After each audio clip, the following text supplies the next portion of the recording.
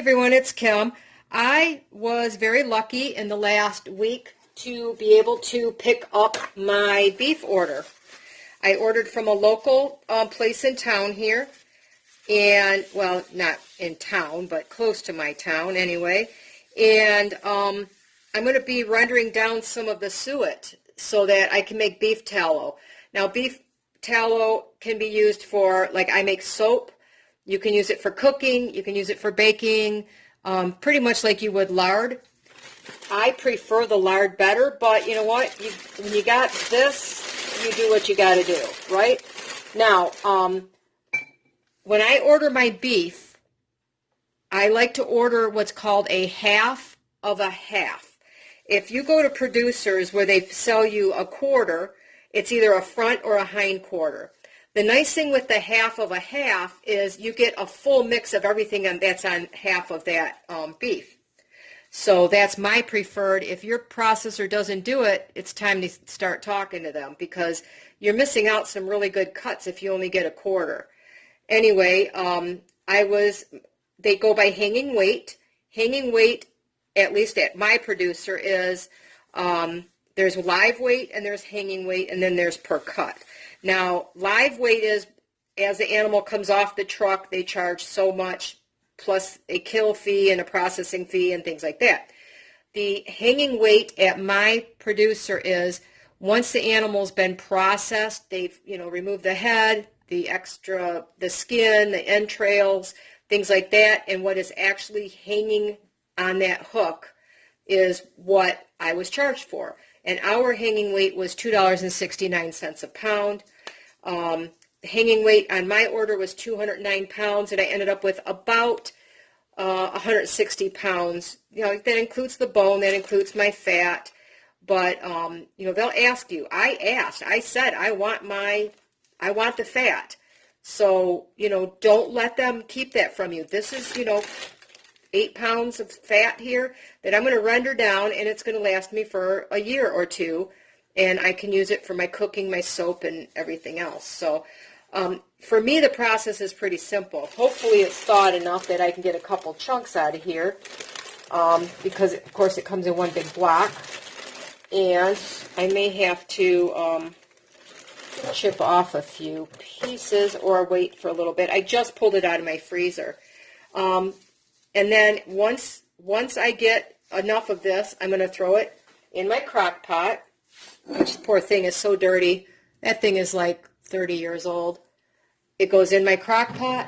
I put it on low, and I skim it as, you'll get impurities that come to the surface. When you do lard, you get the cracklings, which are, you guys got to save those cracklings. I've never done the beef before. I'm going to process it just like I do lard. And I think I did beef maybe a few years ago, but anyway, I'm going to process it just like I do my lard. It's going to go in sterilized jars, and that way it'll be stable for years. And, I do process mine in the, I can it, and I freeze some. I freeze mine in 1/2 cup portions. That way I know exactly what I'm getting.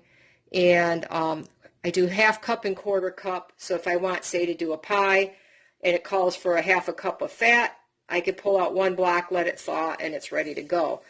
And then same with the 1/4 cups. I know exactly what's in there, especially if I'm going to use it for soap and things like that. So once this is thawed enough, or I can chip off enough, I'm going to fill up my crock pot. And then as that melts, obviously I'm going to get more volume in there, and I just keep adding it. And once I get that process going and it's been melted for a little bit, I'll come back and I'll show you, more what the process is. It's pretty simple, but never let them keep your fat products when you get something processed. You can do this with small amounts at home too. If you get a cut of meat that has a large chunk of fat that you're just going to cut off, save it, throw it in the freezer. You can always render it down later. Anyway, I'm going to try to get this started, and once I get the process going, I'll come back and I'll show you a little bit more. All right, call me crazy, but yes, I did do this. I put that glob of beef fat in my crock pot. I did turn it on high because there's no lid on it. Once it melts down a little bit, I will, not all of that's going to fit, and I don't want it to overflow. Once it gets down in there a little bit, I'm just going to take it and, take whatever's not thawed and throw it in the refrigerator for a little bit. But hate to say it, I'm impatient, and I don't want to wait a couple hours for it to thaw. So I'm going to give it a try. I'm going to tempt that with some foil and keep a good eye on it so that I don't end up with fat running all over my kitchen. So, yeah, I did do that. All right, what I did was I made sure the foil was below the lip of the crock pot. That way, hopefully, when it starts to melt, it won't run out the outside, which, as you can see, a lot of my cooking does. Okay. I know I've told you in 100 videos, I'm a messy cook. I get it. It's just the way I am. So I'll come back in a little while and show you kind of where I'm at in the process. Okay, it has softened enough. I can chunk off pieces. It's still frozen solid in the middle, but I could chunk off pieces and throw them in my crock pot. So this is exactly what I'm going to do. There are some spots like that. Whatever that impurity is, I won't put that in there. I will cut around it and just get rid of that piece. But otherwise, this is what's going to be happening for a while.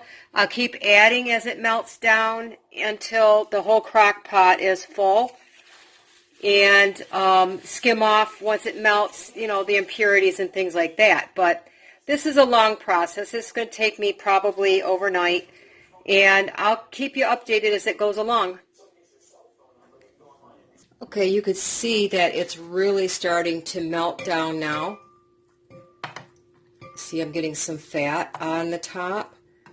Trying to figure out how I can position you where you'll be able to see a little bit better. But what I want to do is, let's see, maybe I can get a little bit of each in there.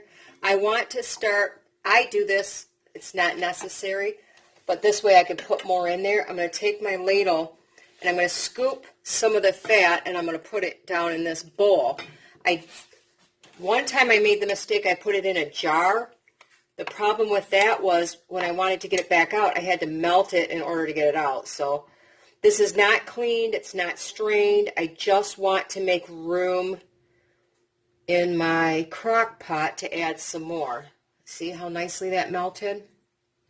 I want to, like I said, I'm just making room in here because I want to add some more. This is a long process for me.